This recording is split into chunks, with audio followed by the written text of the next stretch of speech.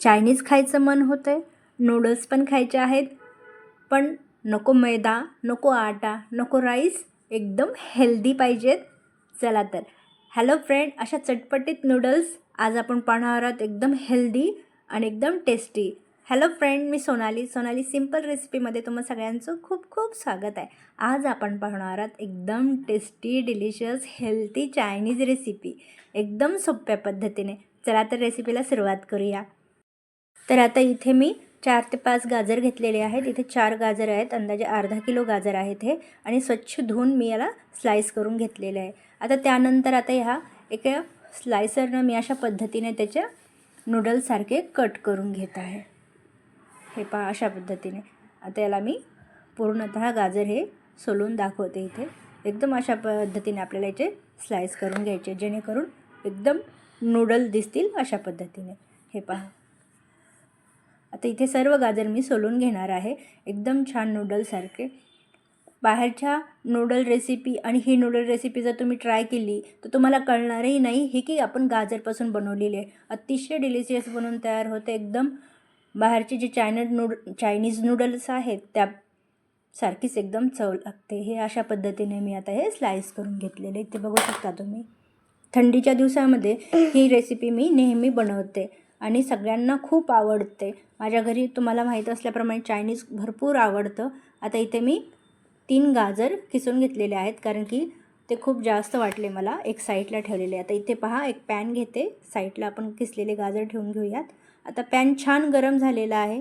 आता त्यामध्ये मी 1 टेबलस्पून तेल टाकलेले आहे. अगदी कमी तेलामध्येही बनवून तयार होते. त्यामध्ये लसण, आलं बारीक कट केलेलं आहे मी, त्याचबरोबर एक मिरची हिरवी बारीक कट केली, आणि तिथे फुल गॅसवरती आपल्याला फ्राय करायचं आहे. इथे मी कांदा घेतलेला आहे, बीन्स बारीक कट करून घेतलेल्या आहेत, शिमला मिर्च आणि पत्तागोबी मी अशी थोडीशी उभी कट केलेली आहे.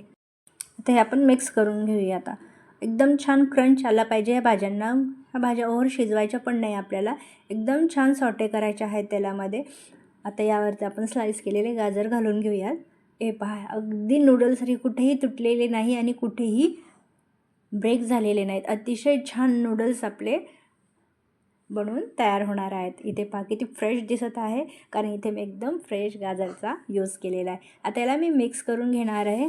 आत्ताच वास खूप छान येत आहे. आता याला मी 1-2 मिनिट छान मिक्स करून घ्यायचं आहे.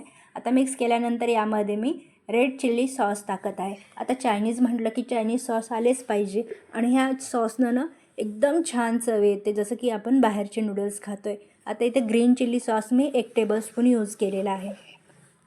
तर त्याचबरोबर इथे सोया सॉस यूज केलेला आहे. तुम्ही इथे व्हिनेगर देखील ॲड करू शकता.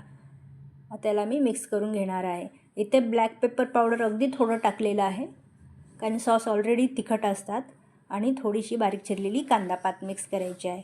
आणि आता पहा, एकदम छान स्मेल येत आहे, जसं काही आपण नूडल्स खातो आहे. आता या चवीनुसार मीठ टाकणार आहे, आणि आता परत एकदा मी मिक्स करून घेणार. आता इथे पहा, आपल्या 3 ते 4 मिनिट झालेले आहे. आपण याला छान मिक्स करून घेतलेलं आहे. एकदम छान नूडल बनवून तयार झालेले आहेत. आता इथे पाहू शकता, याला एकदम छान कलर आलेला आहे, जसं की बाहेरच्या नूडल असतात त्यात फूड कलर ॲड केलेला असतो, बऱ्याच गोष्टी ॲड केलेल्या असतात, अरोमॅटिक पावडर ॲड केलेलं असतं चायनीज पदार्थ. आता यामध्ये कलरही नॅचरल आहे आणि टेस्ट देखील नॅचरल आहे. इथे पहा, एकदम छान बनवून तयार झालेले आहेत नूडल. अगदी 10 ते 15 मिनटामध्ये बनवून तयार होतात. आता इथे पहा, एकदम नूडल्ससारखा रंग देखील त्याला आलेला आहे. आता हे मी त्या प्लेटमध्ये काढून घेत आहे. खूप छान स्मेल येत आहे. आता इथे पहा, अगदी बाहेरच्या नूडल्ससारख्या बनवून तयार आहेत, आणि टेस्टला तर अप्रतिम झाल्या आहेत. आता इथे पहा, मी सर्व काढून घेत आहे एका प्लेटमध्ये. ते बघू शकता तुम्ही, एकदम टेस्टी आणि छान दिसत आहेत. आणि वरून मी थोडीशी कांदा पात आणि साईडला पत्तागोबी ठेवलेली आहे. तुम्हाला जर आवडत असेल त्यावरती लिंबू देखील पिळून टाकू शकता. काय मस्त नूडल बनवून तयार आहेत, एकदम हेल्दी रेसिपी. तुम्हाला माझी रेसिपी कशी वाटली ते प्लीज मला कमेंटमध्ये नक्की सांगा, आणि ट्राय जरूर करा, एकदम टेस्टी बनते. आणि रेसिपी आवडली असेल तर सोनाली सिम्पल रेसिपीला सबस्क्राईब करा. आता इथे पहा, मी एक स्पूनमध्ये घेऊन दाखवते. एकदम आपल्या बाहेरच्या नूडल्ससारखे नूडल्स बनवून तयार आहेत. आहे ना एकदम हेल्दी रेसिपी. चला तर नक्की ट्राय करा घरी आणि मला कमेंट करून कळवा. चला तर भेटूया अशा छान दुसऱ्या आणखी नवीन नवीन रेसिपीसोबत. तोपर्यंत एन्जॉय करा, हेल्दी खा, हेल्दी राहा आणि ही रेसिपी मात्र तुम्ही नक्की घरी ट्राय करा. चला, सबस्क्राईब करायला विसरू नका. Bye bye.